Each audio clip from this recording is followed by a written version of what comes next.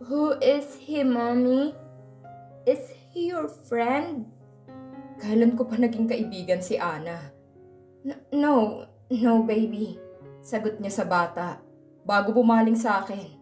Next time you must be careful in driving. I admit it's my fault, but still thank you. You saved my son's life. She straightly said to me while looking at my eyes. I can feel a coldness in her voice. The feeling is so shit. After what happened, yun lang ang sasabihin niya. Wala siyang balak ipakilala sa akin ng anak ko. Wala ba siyang balak na ipakilala sa bata na ako ang ama nito? Alam kong wala akong karapatan na hingin yun sa kanya. Dahil alam ko sa sarili ko na akong may kasalanan kung bakit niya ako iniwan. Pero may karapatan ako sa bata. Bye po. Natauhan ako nang marinig ko ang boses niya na papalayo na sa akin. Hindi ko na malaya na wala na sila sa harapan ko. Shit, no! Ngayon pa na nakita ko na sila, hahayaan ko pang mawala sa akin. Inisang hakbang ko ang pagitan namin at niyakap ko siya. Dahilan para mapatigil siya sa paglalakad. Naramdaman kong nagulat siya sa ginawa ko. Mas niyakap ko pa siya. I really missed her and I won't let her leave me again. Please, stay. Ana, huwag mo akong iiwan, please. Bumalik ka na sa akin. Patawarin mo ako. Nagmamakaawa ako sa'yo. Bumalik ka na sa akin. Bumalik na kayo ng anak natin. Nakakahiyaman itong ginagawa ko dahil dito pa sa maraming tao. Wala akong pakialam. Gusto ko lang ang makasama sila. Lahat gagawin ko. Luluhod ako sa harapan niya kung kinakailangan. Hahalikan ko ang mga paa niya, mapatawad niya lang ako. Handa akong ibaba lahat ng pride ko, bumalik lang siya sa akin. Sila ng anak namin. Naramdaman kong may maliit na kamay na humahaplo sa buhok ko. Hindi ko mapigilang pumatak ang luha ko habang nakapatong sa balikat ni Ana ang mukha ko. Mommy, is this Daddy? Rinig kong tanong ng bata na ikinaangat ko ng tingin sa kanya na may pagtataka sa kanyang muka at nakita ko namang ngumiti si Ana habang umiiyak at tumango. Parang nagsasayawan ang lahat ng ugat at dugo sa puso ko nang marinig kong sinabi niya. Sounds like a music in my ears. It's the first time I heard my son calling me Daddy. I know it's Daddy kahit bulol ang pagkakasabi niya. Yes, baby. He is your dad. Meet Bon. Bon Walker, your father. Humarap sa akin si Ana at nginitian niya ako. I smiled as I saw my son's innocently shocked reaction. My daddy is Bon. Whoa. Daddy! My name is Ram. He cheerfully said at inaabot niya ako na para bang nagpapalipat ng buhat sa akin. I wiped my tears and get him in Ana's arms. Son, bulong ko ng mabuhat ko at niyakap ko siya ng mahigpit.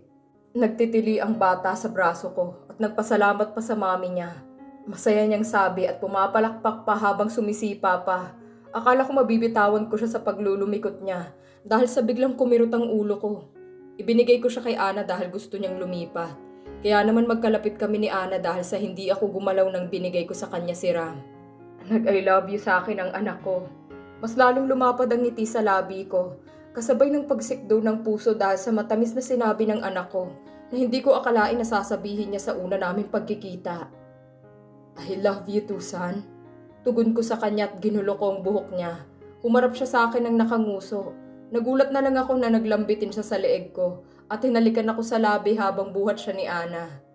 Nag-thank you pa siya sa akin at sinabing huwag na akong umalis. Nakikiusap ang bata. Sambit niya habang masumigpit ang yakap niya sa akin. I won't. Pagkasabi ko nun ay nag-angat ako ng tingin kay Ana. Dahilan para magkalapit ang mukha naming dalawa. Dahil pinagmamasdan niya pala kami ni Ram. If your mom let me to stay at you, two side. Dagdag ko pa sa sasabihin ko habang nakatingin sa mga mata ni Ana. Napansin kong napalunok siya. Alam kong may puwang pa rin ako sa puso niya. Dahil kung hindi niya hahayaan na makilala ko ng anak namin. Inilapit ko sa kanyang mukha ko para halikan siya. I miss his sweet lips against mine. She blocked her two finger. Hindi porket maganda ang pakikitungo ko sa'yo sa pagkikita nating ito. Ayos tayo. Binibigyan kita ng karapatan kay Ram. Pero hindi ibig sabihin nun okay tayo. Isabella, Ana. Isang linggo nang nakalipas mula nang muli kaming magkita ni Andrew. Wala kaming naging maayos ng usapan. Lalo pat nasa harap kami ng anak ko. Ayoko kasi mag-away kami sa harap ni Ram. Lalo pat nakita ko sa mga mata niya ang saya nang makilala niya ang kanyang ama. Hindi ko rin maipaliwanag ang nararamdaman ko nang magkita kami. Sa ilang taon na nakalipas, bakit ganun na lang siya nang magkita kami? Nakita ko sa mga mata niya na hindi siya nagulat nang ipakilala ko sa kanya si Ram. Hindi ko rin nakita sa mga mata niya ang panunumbat sa ginawa kong paglayo sa kanya ng anak namin. Mabilis ako nang bumaba ng kwarto nang marinig ko ang doorbell. Nakangiti kong tinungo ang pinto at binuksan iyon. Anong ginagawa mo dito? I irritated as I saw Andrew outside the door. Nawala ang ngiti sa labi ko nang bumungad sa akin ang pagmumukha ni Andrew. Seryosong-seryoso itong nakatingin sa akin, kaya inirapan ko siya. Alam ko na naririto siya para kay Ram. Pero wala ngayon ang anak ko dahil ipinasyal siya ngayon ni Kuya. Hindi ito ang oras mo para kay Ram. Hindi ka rin pwedeng pumunta rito sa oras na gustuhin mo. Andrew, I told you that you can only meet my son in weekends. Monday ngayon. Please, just leave. Hindi siya pwedeng maabutan ni Kuya. Sinabi ko bang pumasok ka? I irritated asked him when he entered in my house. Paano mo nalaman na dito kami nakatira? I asked again. Hindi ko sinabi sa kanya kung saan kami nakatira ni Ram. Kahit ilang beses na kami nagkikita para makasama siya ni Ram. Sa park ko hinahatid si Ram at doon ko rin sinusundo kapag tapos na ang araw nilang mag-ama. Wala si Ram dito. Alam ko. Humarap siya sa akin at tinitingnan niya ako mula ulo hanggang paa. I glared at him when I saw a perverted smirk flash on his lips. I came here to talk to you. Wala tayong dapat pag-usapan. Andrew, umiwas ako ng tingin sa kanya at pinagmasdan siyang umupo sa mahabang sofa at nagdekwatro pa ang loko. Kailan mo balak sabihin sa akin na may anak tayo? Kung hindi pa tayo aksidenteng nagkita sa park, wala ka man lang kaplano-plano na ipakita siya sa akin? Tumayo siya at lumapit sa akin. You're so selfish. Madiin niyang sambit. Otomatik kong gumalaw ang kamay ko at tumapo sa pisngi niya. Nang maramdaman ko ang sakit ng sinabi niya. Hindi ako madamot. Ginagawa ko lang ang alam kong tama para sa akin. Para sa anak ko at para sa atin. Ako pa nga lang hirap na hirap ka nang bigyan ako ng oras at atensyon. Paano pa kaya ang anak ko? May pamilya ka kaya wag mo na kaming guluhin pa ni Ram. Wala kang karapatan na magalit sa akin, Ana. Sa simula't sapul ako dapat ang may karapatan na magalit sa'yo. Umalis ka nang walang pasabi. Iniwan mo ako at ang mas malala itinago mo sa akin ang anak ko. Siguro naman sapat na ang ilang taon na nakasama mo ang anak natin at ipaubaya mo siya sa akin ngayon. Pagkatapos ng lahat-lahat ng pinagdaanan kong hirap, mabigyan ko lang na maayos na buhay ang anak ko. Kukunin mo siya sa akin? I raised my child with my own. Sperm lang ang ambag mo. Hindi mangyayari lahat ng ito kung hindi mo ako iniwan. Huwag mong ipamukha sa akin na wala akong kwentang ama. Dahil ikaw ang dahilan kung bakit wala akong nagawa para sa anak ko. Isinisisi mo sa akin ang lahat. Ako bang nagloko? Ako bang may anak sa ibang babae? Ako bang may kasalanan kung bakit kita iniwan? Ako bang nanakit? Andrew, mag-isip ka. You don't know what happened the day you left me. Pues wala ka ring alam sa lahat ng paghihirap na pinagdaanan ko. I cried as I saw in my mind what happened to me year ago. Flashback. Palagi akong tulala, umiiyak at hindi kumikibo. Wala akong ibang ginawa kundi ang magkulong sa kwarto. Sam, kumain ka na. Biglang sulpot ni Kuya na may dalang pagkain. Hindi ko alam kung anong gagawin ko. Hindi ko maiwasang sisihin ang sarili ko sa ginawa kong pagtalikod sa lalaking mahal na mahal ko. He's not worth it. Nag-angat ako ng tingin kay Kuya. Ama pa rin siya ng batang dinadala ko. Isang linggo ng pagmumukmuk ko sa kwarto. Madalas kong maramdaman na sumakit ang tiyan ko. Madalas ko ring makalimutan ng uminom ng vitamins ko na ibinibigay sa akin ng OB ko. Hanggang ngayon ay hindi ko pa rin alam kung paano ko sasabihin kay Kuya na buntis ako.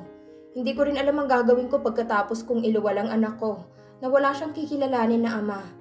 Hindi ko alam kung paano ko sasabihin sa anak ko na kaya wala siyang ama dahil may iba itong pamilya. Takot at pangambang nararamdaman ko. Hindi ko alam kung kakayanin ko nang wala siya sa tabi ko. Lumabas ako ng kwarto para uminom ng tubig nang maramdaman kong matinding kirot ng tiyan ko, dahilan para mapasigaw ako sa sakit. Ah! Kuya! Kuya! Namimilipit ako sa sakit. Sam, bakit? Bakit ka may dugo? Nagbaba ako ng tingin sa hita ko at nakita kong mabilis na naghahabulan ng dugo mula sa akin. Umiyak na tumingin ako sa mukha ni Kuya na may bakas ng gulat sa kanyang mukha. Kuya, ang baby ko, Nangihina akong sabi at nararamdaman kong umiikot ang paligid at unti-unti akong nawalan ng malay. Nagising ako na puro puti ang silid na kinaroroonan ko. Hindi pa ito langit kaya alam kong nasa hospital ako. Bakit hindi mo sinabi sa akin na buntis ka? Umalingaw-ngaw sa buong silid ang nakakakilabot na boses ni Kuya. Isabela, hindi ako natutuwa sa pinaggagawa mo. Alam mo buntis ka pero pinabayaan mo ang sarili mo. Porket walang kwentang ama ng anak mo, balak mo ring patayin? How could you? Nagtitimpi na sigaw sa akin ni Kuya. Masela ng pagbubuntis ko, kaya dinala ko ni Kuya sa ibang bansa para doon manganak. Natauhan ako sa mga sinabi sa akin ni Kuya. Iniisip ko pa lang na ako ang dahilan kung mawala ang anak ko. Hindi ko mahanap ang kapatawaran para sa sarili ko. Pakiramdam ko ay mawawala ako sa sarili kong katinuan. 8 buwan na ang tiyan ko. May kabigatan na at medyo makulit na rin sa kakasipa sa sinapupunan ko. Iniwasan ko ang lahat ng bawal, lalo na ang stress at pagpupuyat. Ginawa ko rin ang lahat ng sinabi sa akin ng OB ko. Pababa ako ng hagdan nang biglang sumipa si baby at hindi ko napansin na mali ang hakbang na ginawa ko. Kaya naulog ako sa hagdan. Nagpagulong-gulong ako hanggang sa makarating sa sala. Ramdam ko ang pananakit ng buong katawan ko pero mas nangingibabaw ang sakit ng tiyan ko. Sakit na hindi ko maipaliwanag. Ma'am Isabela! Ma'am Isabela! Malabo na ang paningin ko at umiikot ngunit maayos pa rin ang pandinig ko. Sir Jello, kailangan natin dalhin si Ma'am Isabela sa ospital. Marami na pong dugong nawawala sa kanya. Umiyak ako dahil hindi ko maipaliwanag ang sakit na nararamdaman ko. Matinding kaba at takot ang bumabalot sa akin. Kuya, ang baby ko! Mahigpit akong nakahawak sa kamay ni Kuya habang nakahiga ako sa stretcher. You'll be safe. Magiging maayos rin ang lahat. Hinalikan ako ni Kuya sa noo bago pa ako ipinasok sa emergency room. Habang nasa emergency room ay nawalan ako ng malay.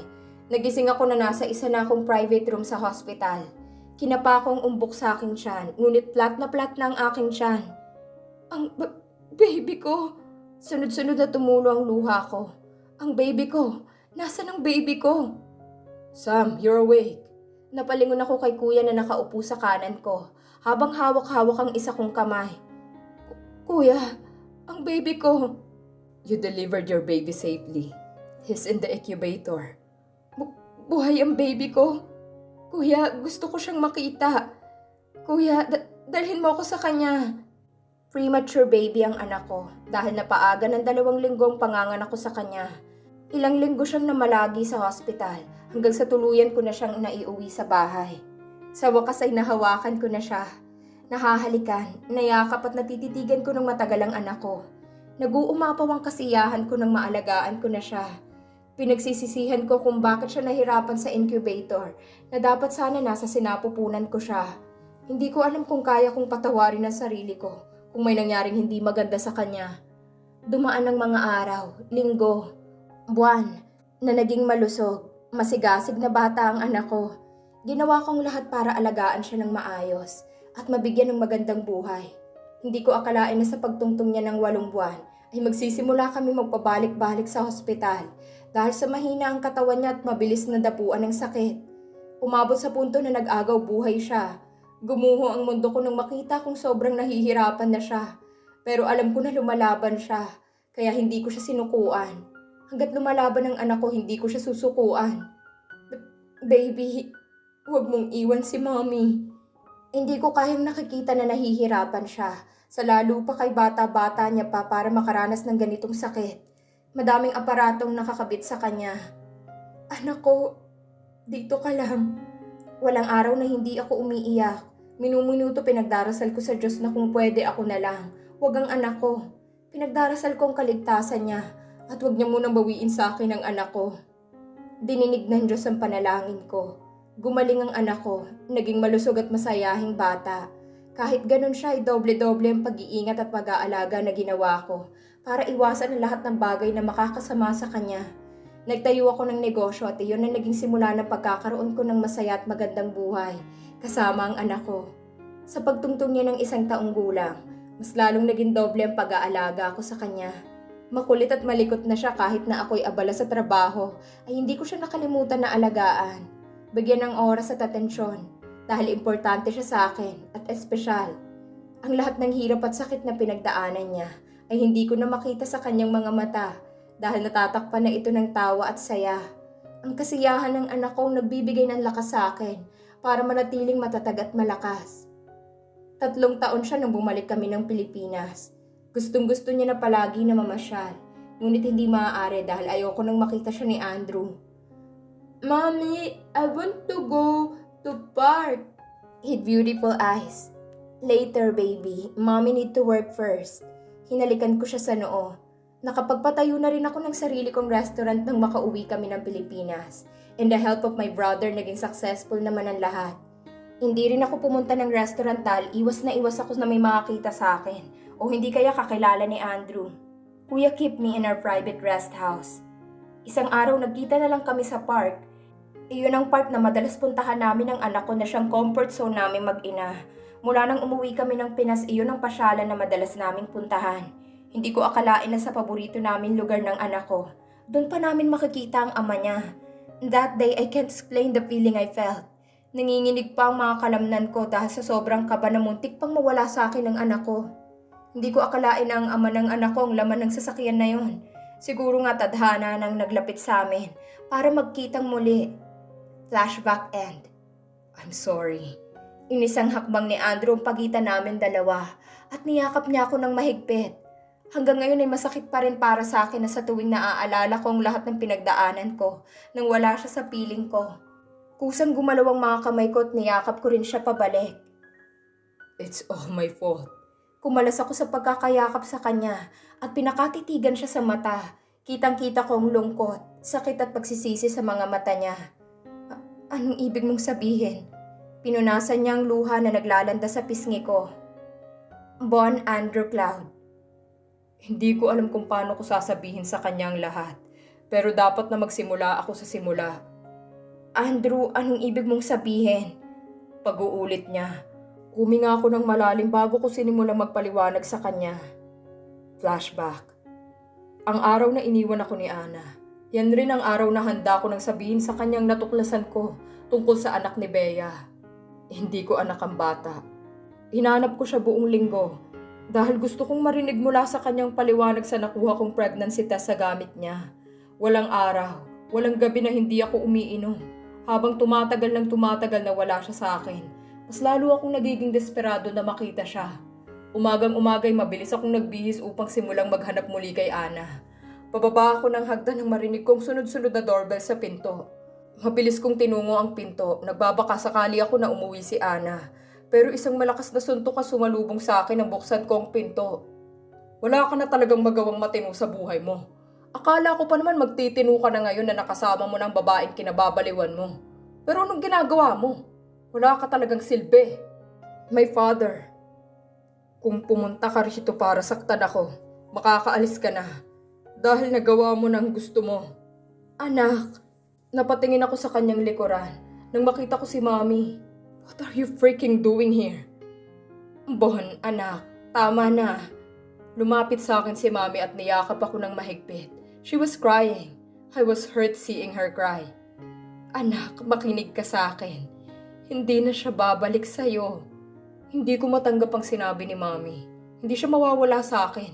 Akin lang si Ana. Akin. At akin lang siya. Babayaan niyo ako sa gusto kong gawin.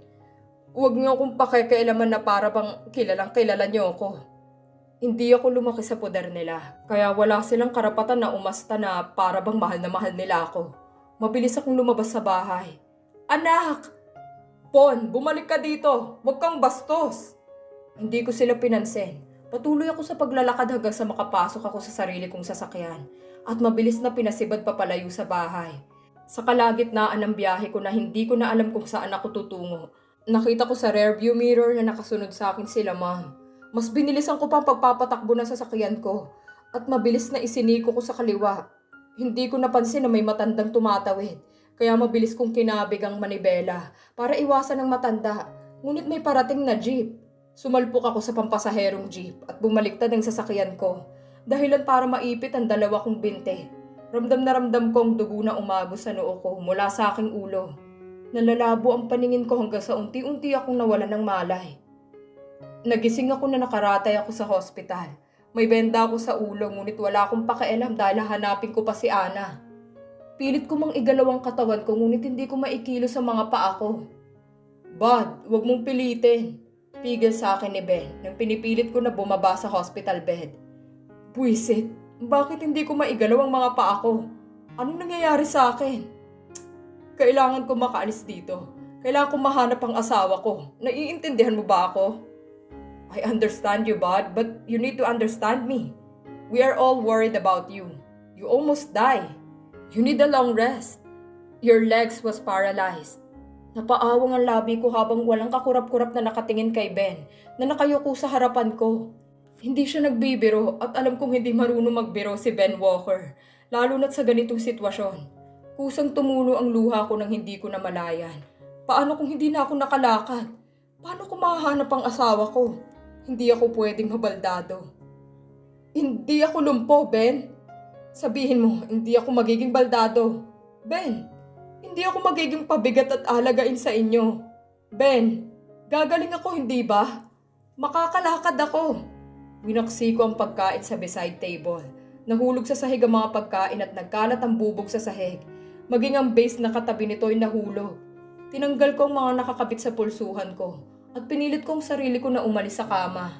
Pinilit ko para bumagsak ako sa sahig kung saan ang mga basag na bubog. Ah! Sigaw ko sa sakit dahil sa pagbagsak ko. Bumukas ang pinto. Bud! Sabay-sabay na lumapit sa akin sina Van at Vic. Inalalayan nila akong makatayo at muling iniupo sa kama at pinagtulungan ni Vic at Van na itaas ang paa ko. Red! Tumawag ka ng doktor! Natatarantang sabi ni Rev. At tinitignan ng braso ko na may nakabaon na bubog. Dumudugo na ito pero baliwala sa akin ang sakit. Ano nangyari? Tanong ni Vic at nagmamadaling lumabas ng kwarto. Ipapalinis ko ang lahat. Kaagad namang sumunod si Van kay Vic. Hinawakan ko ang kamay ni Ben na nakahawak sa braso at mahigpit ko itong hinawakan. Dahilan para mag-angat siya ng tingin sa akin. Wala nang saysay ang buhay ko. I sarcastically laughed. Wala na akong silbi. Dapat lang na mamatay na ako. Hindi nagugustuhin pa ng asawa ko na balikan ako kung ganitong sitwasyon ko. Baldado na ako, Ben. Wala na rin siya sa akin. Wala na akong pag-asa na mabuhay. Niyakap ako ni Ben ng mahigpit. Gagawin natin ang lahat, gumaling lang ang mga paa mo. Kung kailangan natin bumili ng sariling ospital na makakapagpagaling sa'yo, gagawin natin, Bon. Huwag kang mawala ng pag-asa. Nandito kami. Isipin mo muna ang sarili mo. Gagaling ka. Magpagaling ka. Hindi na para sa sarili mo. Para na lang kay Belle at sa magiging anak nyo. Bon, kailangan ka ni Isabela. 3 buwan na ako nagte-therapy. Pero pakiramdam ko walang improvement. Hindi ko pa rin maigalaw ang sarili kong mga paa na walang umaalalay. Hindi ko tanggap na isang wheelchair ang nagiging pa ako sa mga nakaraang buwan. Ilang beses mang sabihin ng doktor at ng pamilya ko na gagaling at muli akong makakalakad. Ilang buwan na pero ito pa rin ako, baldado. Wala nang pag-asa pa na gumaling ako. Kung hindi ako gagaling, hindi ko nagugustuhin pa na makita ako ni Ana na nasa ganitong sitwasyon. Dahil ayaw kong balikan niya ako dahil sa awa. Ayaw kong maging pabigat sa kanya. Lalo pa ngayon na wala na sa akin ngayon ang lahat ng pinaghirapan at pinagpaguran ko. Dahil hindi ko na ito nagagawa pa.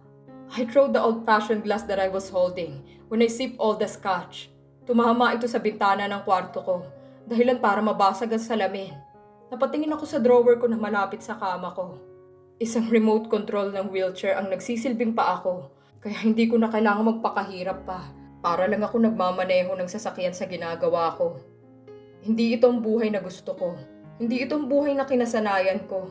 Hindi ako si Bon Walker kung nakaupo ako palagi sa wheelchair na to. Binuksan ko ang drawer ko, bumungad sa akin ang armas ko. Nanginginig ang kamay ko na kinuha ito sa drawer. At kinabitan ko ng silencer. Masyado na akong pabigat sa pamilya ko. Hindi man nila ipinapakita sa akin at sabihin sa akin. Alam ko na nahihirapan na sila na intindihin ako. Sila ang mas nahihirapan sa akin na nakikita na ganito ang sitwasyon ko. Itinutok ko ang armas sa sentido ko at inilagay sa gatilyo ang daliri ko. Ipinikit ko ang mata ko, handa na akong mamatay. Wala na akong nakikita pang dahilan para mabuhay. Wala na akong kayang gawin sa lagay kong ito. Bon! Bumukas ang pinto at sabay-sabay na tawag sa akin ng mga pinsan ko. Akmang pipindutin ko na ang gatilyo ng armas. nang may biglang dumampa sa akin. Dahilan para sa picture frame namin ni Ana na nakasabit sa wall, tumama ang bala.